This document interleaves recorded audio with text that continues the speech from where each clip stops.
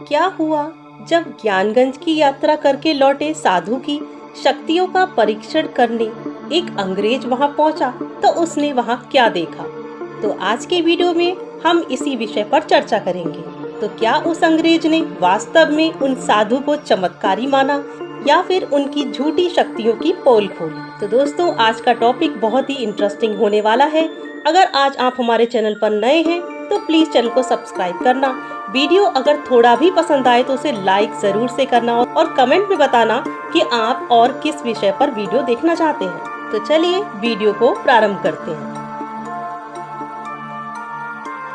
दोस्तों, भारतीय योग का चरम लक्ष्य मोक्ष की प्राप्ति होती है और योग के अभ्यास से साधक की शक्तियाँ इतनी अधिक बढ़ जाती हैं कि वो अनेक ऐसे काम करके दिखा सकते हैं जो बड़े से बड़े वैज्ञानिक भी नहीं कर सकते। उदाहरण के लिए, एक तत्व को दूसरे तत्व में परिवर्तित करने के लिए जहां वैज्ञानिक बहुत लंबे समय से प्रयासरत हैं, वहीं अभी तक उनको इस प्रयोग में सफलता नहीं हासिल हुई है। पर भारतीय योगियों ने इस प्रकार की शक्ति को प्राचीन समय से ही प्राप्त कर लिया है और समय समय पर वो इन शक्तियों का परिचय भी देते रहते हैं। दोस्तों, इसी प्रकार के चमत्कारों में से एक है ऐसा चमत्कार जो शायद इससे पहले आपने सुना होगा, जैसे कि किसी सिद्ध महात्मा को यदि आवश्यकता पड़े तो वो पानी से ही घी का काम चला लेता है। इस उदाहरण को हम जोड़कर देखते हैं उत्तराखंड के हैड़ा खान बाबा आश्रम के बाबा हैड़ा खान के द्वारा। कहा जाता है कि जब कभी भी घी नहीं होता था और घी की आवश्यकता इन्हें हवन इत्यादि में होती थी तो ये नीचे बह रही नदी से ही जल मंगाकर घी का कार्य संपन्न कर लिया करते थे।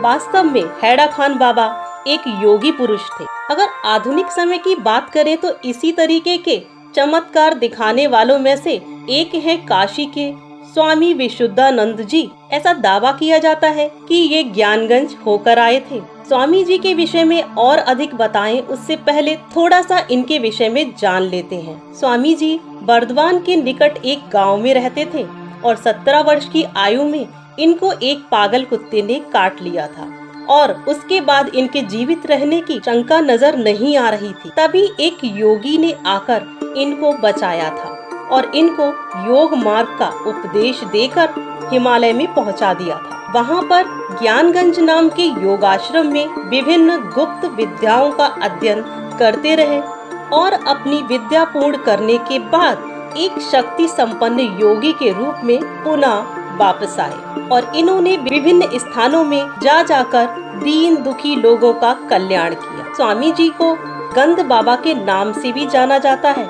ऐसा कहा जाता है कि जो लोग भी उनके संपर्क में आते थे उन सभी ने ये अनुभव किया कि उनके शरीर से एक विशेष प्रकार की मनोरम गंध निकला करती थी। यह गंध पद्म की गंध जैसी प्रतीत होती थी। स्वामी जी बहुत सारे चमत्कार करने लगे थे तो उनके चमत्कारों के विषय में इंग्लैंड के एक पत्रकार पॉल ब्रंटन, जो कि भारत दौरे पर आए हुए थे, वो बनारस में स्वामी जी के आश्रम में पहुंचे। यहाँ पर ब्रंटन काफी समय तक रुके और स्वामी जी की अलौकिक शक्तियों का अध्ययन भी किया और उनका अनुभव भी किया। उन्होंने अपनी पुस्तक में भी इनके चमत्कारों के विषय में जानकारी दी है। ब्रंटन ने अपनी पुस्तक में लिखा है कि जब मैं वहाँ पहुँचा तो वहाँ पर कुछ लोग अर्धवृत्ताकार गोला बनाकर बैठे और कुछ ही दूरी पर एक वृद्ध महात्मा विराजमान थे। उनके तेज को देखकर ही ये समझ गए थे कि यही वो योगी जी हैं जिनकी तलाश में वो यहाँ आए हैं। योगी जी की आयु इस वक्त 70 वर्ष से अधिक रही होगी। ब्रंटन ने ये भी बताया कि मेरे पहुँचने के कुछ ही देर के बाद योगी जी ने बंगला भाषा में कहा कि कल तीसरे पहर पंडित गोपीनाथ कविराज के साथ आना, तभी वार्तालाप होगी। तो फिर क्या था, दूसरे दिन 4 बजे ये वहाँ पहुँच गए। इनके साथ में गोपीनाथ जी भी थे। संत ने ब्रंटन से पूछा कि क्या तुम मेरा कोई चमत्कार देखना चाहते हो? तो ब्रंटन ने हाँ में जवाब दिया।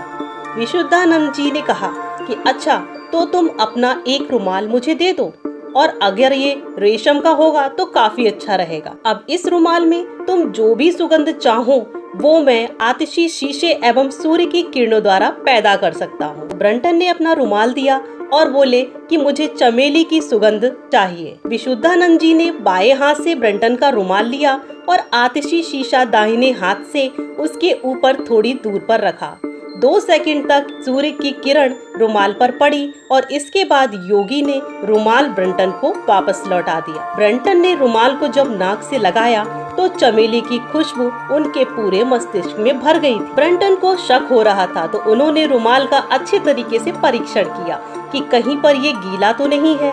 ना इस बात का कोई चिन्ह मिला और ना ही कोई तरल सुगंध या इत्र इस पर टपकाया गया था। शुद्धानंद जी ने कहा कि क्या फिर से कोई और चमत्कार देखना चाहते हो? तो ब्रंटन ने कहा कि हाँ। तो इस बार ब्रंटन ने गुलाब के फूल की खुशबू का इत्र चुना। ब्रंटन ने अपनी पुस्तक में लिखा है कि इस बार मैं और भी ज्यादा ध्यान से सारा कारनामा देखता गया। उनके जरा से हिलने डुलने पर भी ब्रंटन का ध्यान योगी पर ही था। विशुद्धानंद जी ने पहले की ही तरह इस बार प्रयोग किया और इस बार वास्तव में गुलाब के इत्र की सुगंध से रुमाल भर गया था। तीसरी बार उन्होंने फिर से वायलेट के फल का नाम लिया और योगी ने शीशे के द्वारा वायलेट की खुशबू पैदा कर दी। अब बारी थी चौथी बार की। तो चौथी बार विशुद्धानंद जी ने कहा कि अच्छा, अब मैं अपनी तरफ से एक ऐसे फूल की खुशबू पैदा करूंगा जिसको तुमने आज से पहले कभी भी सूंघा नहीं होगा कि वह फल तिब्बत में ही पैदा होता है। ऐसा कहकर उन्होंने आतिशी शीशे का प्रकाश रुमाल के चौथे किनारे पर डाला और वास्तव में उसमें ऐसी खुशबू आने लगी थी जिसको कि हम पहचान भी नहीं सकते। ब्रंटन काफी हद तक योगी जी से प्रभावित हो चुका था। दूसरे ही दिन उन्होंने बताया कि हम एक जीवित कबूतर लेकर विशुद्धानंद जी के पास गए और वहाँ पर उनके कहने से कबूतर का गला दबाकर उसको मार डाला। इसके बाद 1 घंटे तक सब लोगों के सामने वह कबूतर बिल्कुल निर्जीव सा पड़ा रहा। कबूतर की आंखें पथरा गई थी और उसका शरीर कठोर पड़ चुका था। बहुत गौर करने पर भी उसमें कोई भी जीवन का लक्षण दिखाई नहीं दे रहा था। तभी योगी जी ने अपना कांच का गोला उठाया और उसके द्वारा पक्षी की एक आंख में सूर्य की किरण का प्रतिबिंब केंद्रित किया। कुछ क्षण हो पाए थे, इसके बाद वो किसी मंत्र का जाप करने लगे और थोड़ी ही देर में पक्षी का शरीर हिलने डुलने सा लगा। कुछ देर बाद वह फड़फड़ाने लगा और देखते ही देखते अपने पैरों पर खड़ा हो गया। कुछ मिनट बीत जाने पर पक्षी कमरे में से उड़कर एक तार पर बैठ गया। 30 मिनट से भी ज्यादा समय तक वह एक स्थान से दूसरे स्थान उड़ता रहा और फिर अचानक से निर्जीव होकर जमीन पर गिर गया। इस पर विशुद्धानंद जी ने ब्रंटन को बताया कि इन चमत्कारों से योग का कोई संबंध नहीं है, बल्कि ये सूर्य विज्ञान द्वारा किए गए हैं और इनकी विधि वैसी ही स्पष्ट है जैसी कि आजकल के अन्य वैज्ञानिक प्रयोग करते हैं। उन्होंने ये भी बताया कि इसके लिए योगाभ्यास की आवश्यकता नहीं है। साधारण संसारी व्यक्ति भी कुछ समय यदि अभ्यास करे तो इसे कर सकता है। उन्होंने यह भी बताया कि इसी प्रकार जैसे कि ये सूर्य विज्ञान है, वैसे ही चंद्र विज्ञान, क्षण विज्ञान, नक्षत्र विज्ञान, वायु विज्ञान, शब्द विज्ञान और मनोविज्ञान आदि बहुत सारी विद्याएं हैं इनको कि उन्होंने ज्ञानगंज में सीखा था। तो इतने सारे चमत्कारों और ज्ञान को सुनने के बाद ब्रंटन अब पूर्णतया स्वामी जी के शक्तियों का कायल हो चुका था। ब्रंटन ने स्वामी जी से कहा कि क्या आप मुझे अपना शिष्य स्वीकार करेंगे?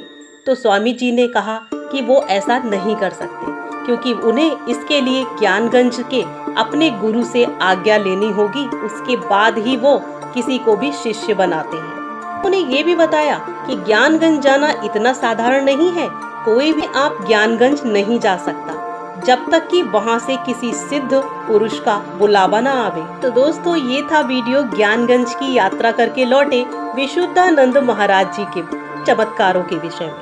हमारी भारत भूमि में ऐसे बहुत सारे सिद्ध पुरुष अभी भी हैं जो कि लोहे या तांबे का सोना बना दें या फिर मिट्टी को चीनी में परिवर्तित कर सकें। दोस्तों, आज का वीडियो आपको कैसा लगा कमेंट बॉक्स में जरूर बताइएगा।